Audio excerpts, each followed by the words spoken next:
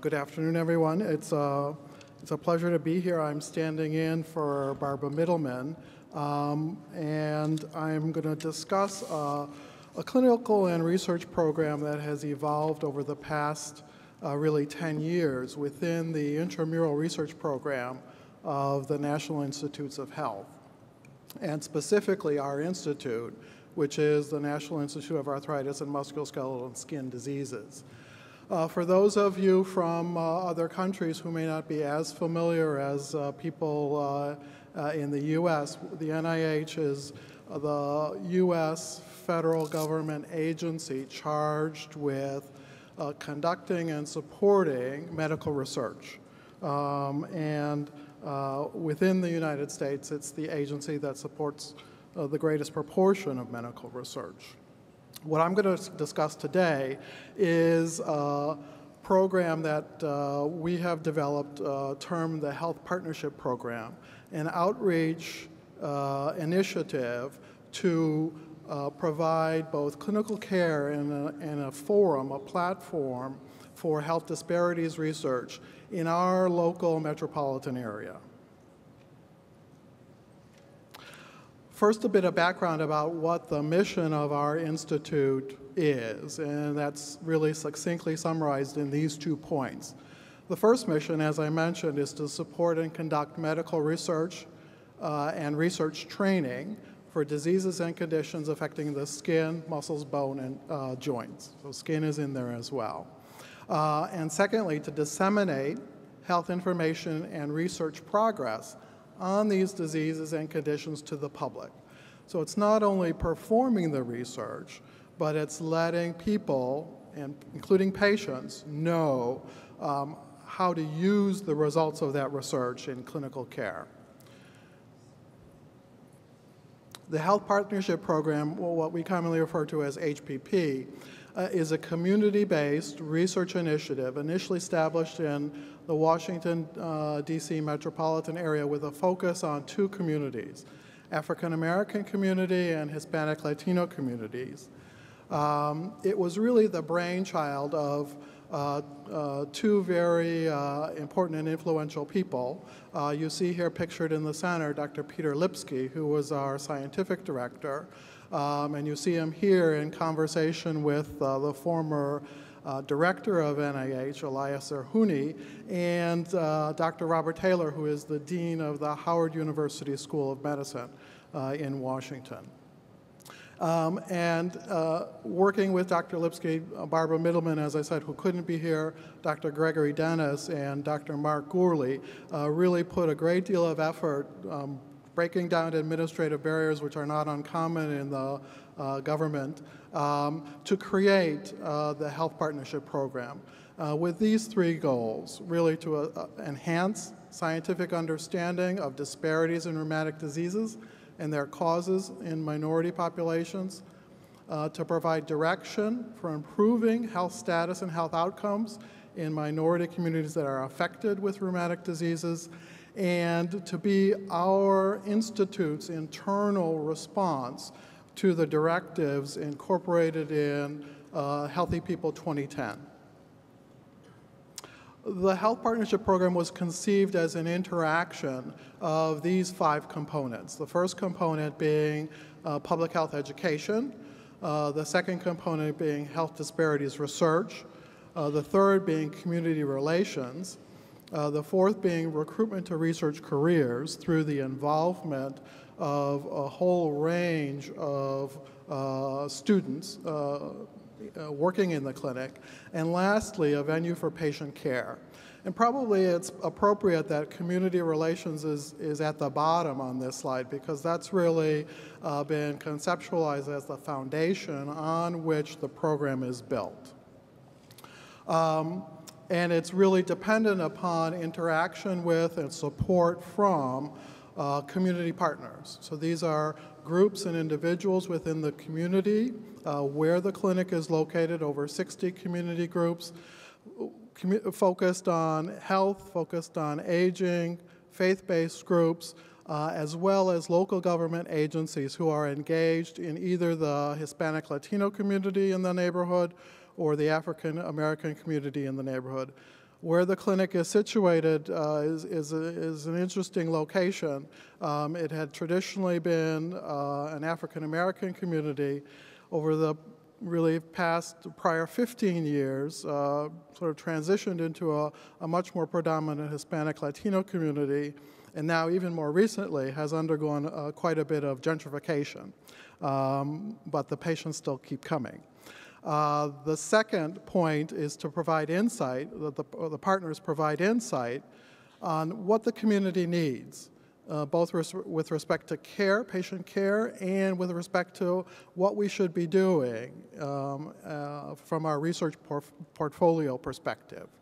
And lastly, we rely on the partners to share information about what's happening in the clinic, what's happening in the intramural research program at NIH in general, and provide that connection back to their community. So we hope to be developing continually this sort of two-way street of information flow. This is a picture of the front door of the clinic. For those of you who might have worked in public health settings, this is probably, I would say, typical of an urban neighborhood health center in the United States.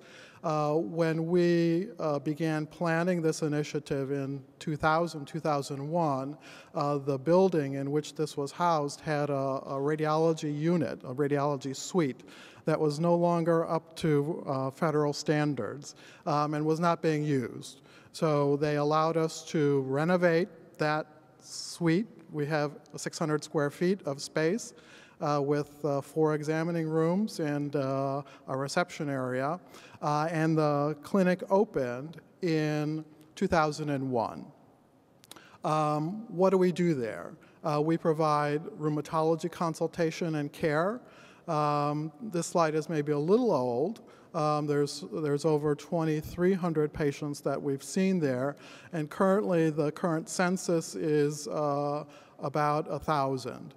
Of those, in the last 2 years, the data that I reviewed in preparation for presenting today, 75% of the patients that we see are immigrants.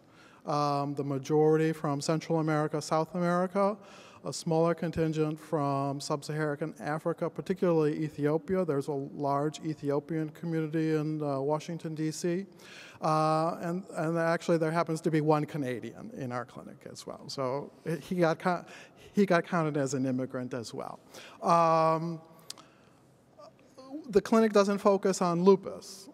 It's a general rheumatology clinic, although we will see anybody who's referred to us with any rheumatic condition. We do pre-screen referrals to us and concentrate our efforts on patients with connective tissue disease. Given that approach to screening and given the source population from which patients are typically referred, we have a much higher prevalence of lupus among the people that we see than one might expect in an otherwise general rheumatology clinic. We do clinical studies there, focused on natural history studies of health outcomes, studies of health beliefs in ethnic minority communities, and perceptions of research. How do people in the communities, not only the partners but also the patients, perceive research? Is it a benefit? Is it a threat? Is it some mixture in between?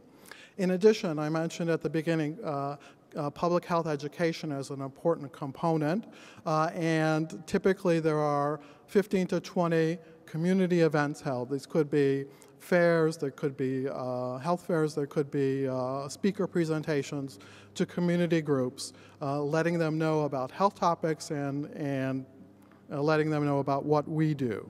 And lastly, training opportunities. So there are now at least one generation of fellows that have completed their training there, and I think from the standpoint of training, it's an incredibly rich opportunity. It's been successful enough that we've expanded from our initial location in Northwest DC to also include a consultation service in Southeast DC, denoted here in the blue. People who have complex problems or need specialized tests then get referred to the main campus in Bethesda, where our hospital is located, denoted there in yellow. And although the clinic was initially focused on ethnic minority communities in Washington, D.C., I don't think I have do I have a pointer here? No. Just a geography primer. Washington, D.C. is that odd-shaped half of a rectangle, half of a diamond, and the clinic is that little green dot. So you see most high concentration of people, patients that we see, this is data from the last 2 years, come from Washington, but it's really spread quite far beyond that. So we have people coming from quite far away in Maryland and Virginia to be a part of our system. A couple of challenges that we've been facing on an ongoing basis. One is to recognize that we should be focused on providing care for their rheumatic diseases and not expand to provide primary care for everybody. So we're working hard to try to ensure that every patient has a primary care provider in the community, which, when you're dealing with an uninsured, largely uninsured population, can be very difficult. We don't, at the NIH, provide orthopedic surgery, which you can imagine is a serious need for many of our patients, and so we have to work around strategies to try to obtain pro bono surgery often for people who need it. And lastly is a bit of education, and what we've tried to remind both the patients and the providers, our referring clinicians, and our consultants in the clinical center is that we want to use really a systems-based, think about providing care in this context in a systems-based approach. Recognize that there are constraints on resources all the way around, recognize what we can contribute to patient care, but to use the clinical resources of the NIH effectively. So, thank you.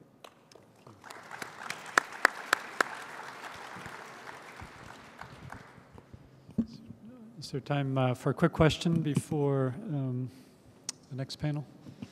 Thank you, Mike. At one point, it was thought to be a way to feed subjects into clinical trials at NIH. Did that ever happen? Yes. In fact, it's the primary source of patients that I recruit for one of my protocols. So I have probably 70% of my patients I recruit from there. We recruited 2 this week, in fact. So.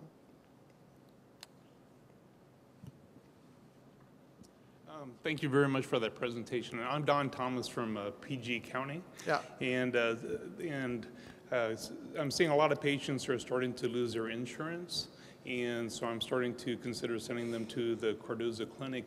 What can you give me as far as practical advice I can give my patients as far as what kind of laboratory follow-ups they'll have, how often, and will they have help in getting their medications such as hydroxychloroquine?